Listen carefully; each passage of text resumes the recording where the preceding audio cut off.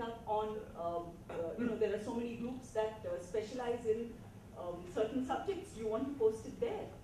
You don't necessarily have to go for print. Now there are so many mediums available that you can explore what you want. And even if you want to go into print, we have a very impatient generation out there. You have self-publishing, and then you can put your books out and market them through social media. So in one way, yes, the possibilities are limitless. And you can explore how you are going to write, what you are going to write, and how exactly you are going to present it to the world. But basically, you have to, the tools that you are working with, reading, your imagination, the work that you put in, those are the basic building blocks, and they don't vary. Of course, you need some luck to be successful. You have a lot of people saying XYZ got published, and that work is terrible. Mine is so much better. Why is it that that person's book got published and not mine? Well, it's not a fair world out there. Just as you, there is no objective God sitting there deciding that your book is better than the other person's. All kinds of things happen. You just have to go with it and accept it. And I'll stop here. Maybe we can take up some more when there's the discussion. All the best to you for all the works that are in with you. Thank you.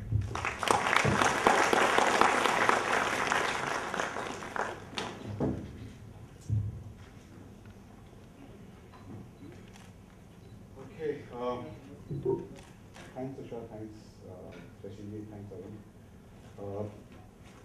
I just want to say that I disagree with a lot of stuff which has been said here today. Okay. And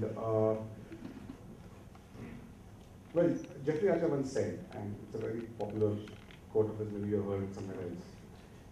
He said, 50 million women go to bed every night with me. Okay.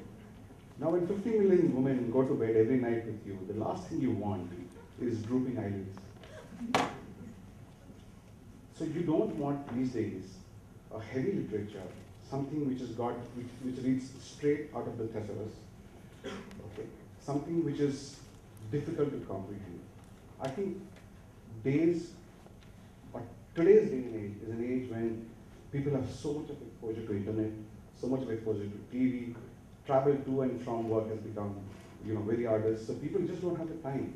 And when they have the time, the last thing they want is a heavy read. They want something which just gets all like this. The read gives them the thrill, gives them the fun, and they are done with it. And I think a lot of new Indian authors who are writing today give people that. That's something which needs to be recognized when you guys go out to write a book. How many of you here want to write a book? Why haven't you written a book? Sorry? Just waiting for the session. Waiting for the session, very good. So I just hope that tomorrow morning we don't have 50 new authors springing up and giving us competition. 6 months. Okay, look, we will talk more about this as we have the discussion, but I just wanted to say that walk into a crossword today, walk into a landmark bookstore today, look at AC Nielsen top 20, 50, 100, whatever you want to.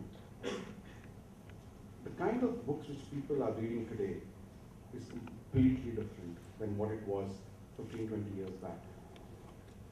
It's a changing trend which needs to be recognized, the way you recognize the fact that physical books are giving way to e-readers, the way that landlines have moved to mobile phones, reading patterns have changed. Shakespeare was a brilliant writer. Okay? Show me one writer today who writes like Shakespeare. If one writer today writes like Shakespeare, he's going to fail. Shakespeare was contemporary in his days. I'm not saying Chetan Bhagat's and Amish Tripathi's and Ravi Subramanian's and Ashwin Sanghis are great writers. But they have one quality which needs to be in anybody who wants to write literary fiction, non-literary, wants to write fiction. And that is, you need to be a good storyteller. first and foremost, you need to be a good storyteller. If you're not a good storyteller, you may have fabulous English, you may have the best of editors, you may have the world's best publisher, the books will not sell. And show me one author on this planet who wants to write and not be read. You need people to go out and read your books. You need people to go out and pay that $100 or 200 or 500 or $8.99 of J.K. Rowling. But you want people to go and pick up your books and read. That will only happen if you give people books which are in line with changing trends. Or you may be a niche player catering to a particular market. So that's something which is very important for you guys to keep in mind when you go out to write. Secondly, writing a book is a lot easier than it's made out to be. Okay? It's not as difficult as people think it is. If a lot of authors in interviews come and tell you it took me 4 years to write a book, I wonder what they were doing. Because it doesn't take 4 years to write a book. Trust me, it doesn't take 4 years to write a book. Clinically break it down, 80,000 to 90,000 words is one book. You sit for 2 hours, you can write 1,000 words, 160 hours. And then multiple rounds of editing, etc. Takes, even if you edit it 5 times, it still takes not more than 1 year to write a book, or maybe 2 years to write a book. 4 years, I don't know. Second, writing a book is like wooing a girlfriend. Okay. What all do you need to woo a girlfriend, right? One, you need to be creative, right? Writing you need to be creative. 2, you need to be persistent. Okay, go after one person with all that effort, hard work, and you will get her. Writing is exactly the same. You have to be persistent, write page after page, word after word, go after the same story and put it out. 3, if she dumps you, go after something else. So if you write something, it doesn't do well, don't lose heart. Write something else.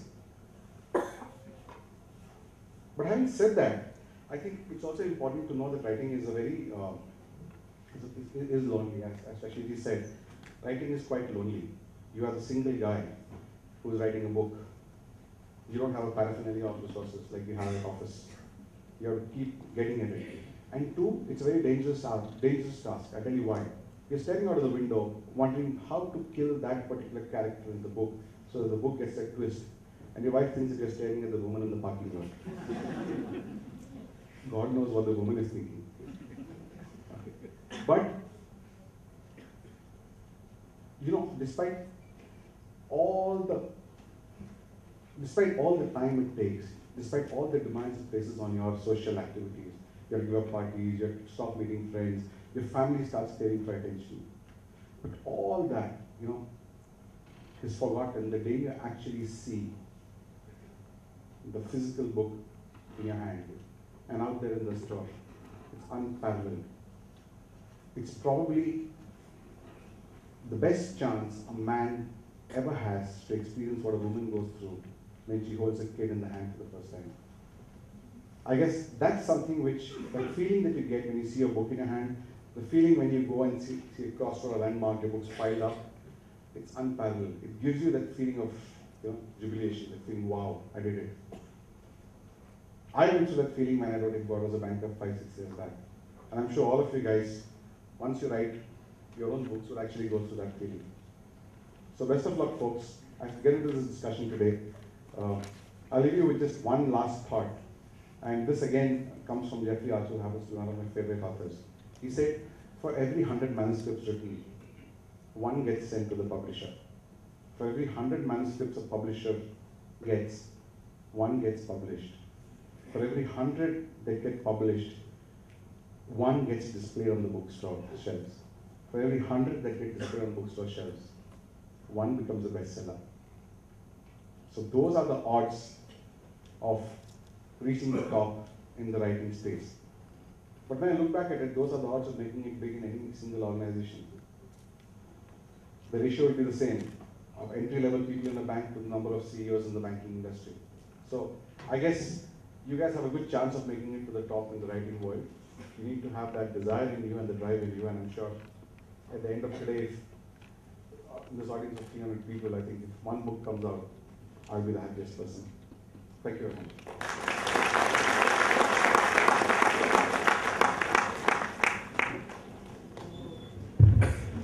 Okay, I just have one question to ask of Shashi to start with.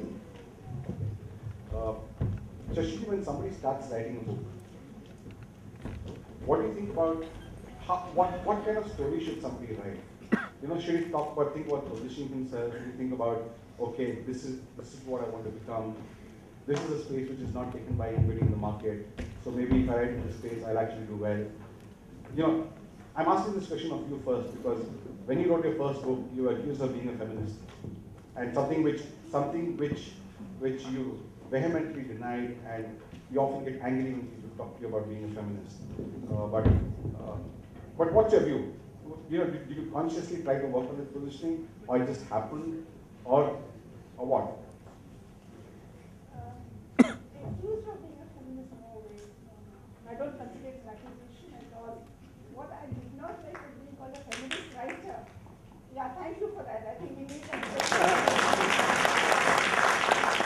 And it is so good now, Ravi. 40 years ago, I wrote about the things which are now coming on the streets. I never thought I would live to see this day. I can tell you that yesterday when I saw all the celebrations and the dances, I had tears in my eyes.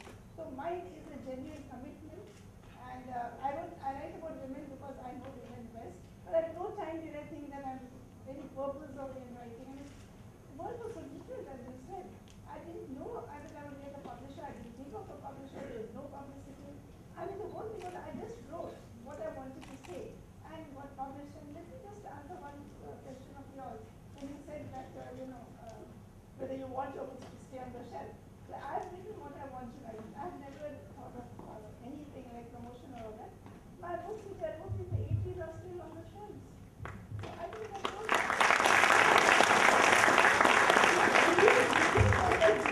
Believing yourself, believing your work, and it goes. I like to tell people that, and not to think about whether it will sell very well or very well or not. I think ultimately, what satisfaction we get out of it. Like you said, it's a great thing to see your book in print. But please forgive me for pointing out that you said it is what women think.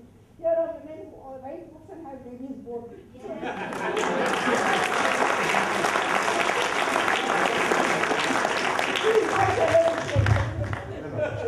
Just to clarify, I said that's the closest feeling a man can get to what women have, when they hold their babies. So I do not, to me, I think if a woman is writing a book, it's probably a much bigger achievement than a man writing a book, because simply because no, hear me out. I'm not being very sovereignizing or patronizing her, but the fact is that in our society, women go through a lot more than men do, and hence the effort that a woman has to put in to actually get a book out is a lot more. The effort that a woman has to put in to make sure the book gets promoted and sold is a lot more than men do. So I think if a woman manages to write a successful book, I think she deserves a lot more. I don't think the gender matters. Yeah, sure, but what I want to say is that in writing, gender doesn't matter. When I sit at my table, I'm just a writer. You're a writer, I'm a writer. Gender does not matter. I strongly believe it.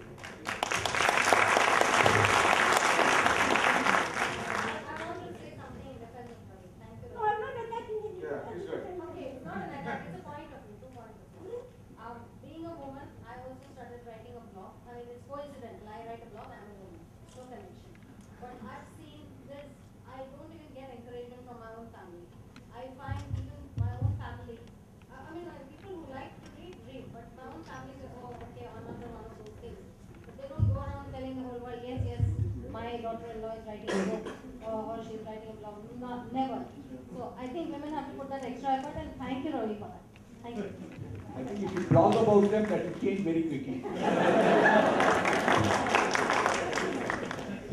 Okay, and this goes to you, Arun.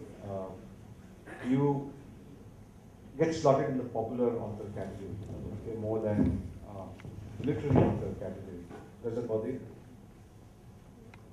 I'm very pleased. That's, frankly, I think it's important for an author, particularly a first-time author.